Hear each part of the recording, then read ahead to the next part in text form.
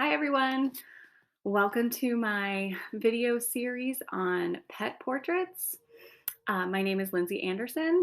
I have been a visual art teacher for 11 years and I am very much looking forward to teaching you a little bit about a variety of styles and techniques to create portraits of our furry friends. All right, so first things first, I want to talk to you guys about how to find the perfect image of your pet and what to do with it. So, all of us probably have some pretty good photos on our phones or on our computers. You need to find one of those, and what I would recommend is zooming in or cropping it so that you only see the dog or cat or fish or whatever pet you're going to be creating face, maybe a little bit of the shoulder area. It just works better this way, so you don't have to try to figure out how to draw the whole body. And when you think of a portrait, a lot of the time you think of just, from the shoulders up anyway. So this is my dog Diesel. You are going to want to print this out. Because we're going to actually take this and cut it. And I'm going to show you a technique that I like to use when I do my pet portraits. So find that image, crop it, and then print it out. And it can just be a plain black and white image. If you want to print a colored image, then that's fine too, but it uses a lot of printer ink. So I understand if just black and white is fine. But you will also want to have that colorful image available either on your phone or your computer just to access when we start to get into the colors. All right, next step. You're gonna take your printed out image and just fold it exactly in half, okay? Your dog's face does not have to be symmetrical. It could be a side view, whatever it looks like. Just go ahead and fold it in half. Regular pair of scissors. Do your best to, and I will be video taping my hands at some point, but for right now, you can see what I'm doing right here. I have two sides of my dog. You can choose whichever side you want to start with. And what I do is I loop my tape and I just put it on the back of my printout and I stick it right on my piece of paper, whichever piece of paper you are drawing on. So I have that there. And then this one, I can keep moving. Okay, so that is your next step. Decide which piece you want to put down first and then make sure the other one is still movable.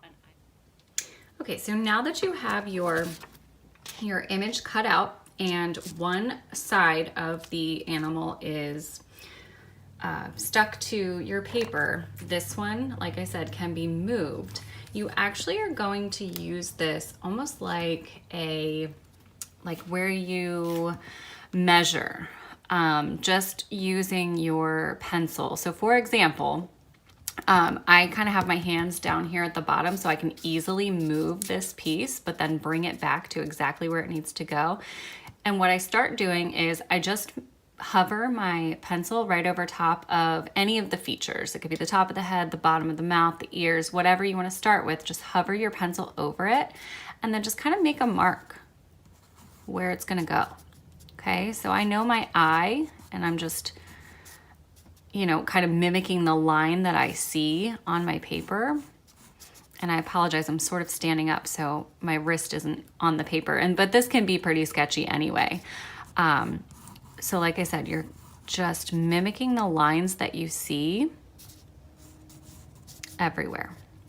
So I have some lines there. I know where the eye is now. Now I can come down here and I see a little bit of a color change in the fur right there. And notice I'm just using my fingers and I'm just sliding it back and forth. You just want to make sure that it ends up in the same spot that it was. So I see some fur changing over here, the bottom of the lip. Yeah, again, just mimicking my lines here. Kind of follows those contours. My ear, not my ear, but my dog's ear, kind of starts and comes down over here. And you can do this as many times as you want. Like, you don't have to move the paper and then try to draw everything. You can continuously move the paper as much as you want to get the measurements correct. And I don't think this is cheating. I think this is just, giving yourself some pretty good guidelines to work with. So again, hovering my pencil, oops, my computer got in the way, but hovering my pencil and then just kind of, again, mimicking those lines and putting them down on the paper. The edge of the ear comes down here. And look, you can even flip it up a little bit. It does get a little tricky, but honestly, it's a really good method to use. And then you see, you kind of have something that you can work with as far as the proportions go. Of course, you can just leave this completely together and then try to draw it on your own. That is completely up to you. But like I said, this is a method I like, and it's a method that I usually teach my students, just so they have a better drawing to start off with. So now that I have some good guidelines for the right side of the face, I'm going to take a piece of tape, and before I take the other side up, I'm going to take this piece of tape and I'm going to put this side down exactly where it should, whoops, exactly where it should go.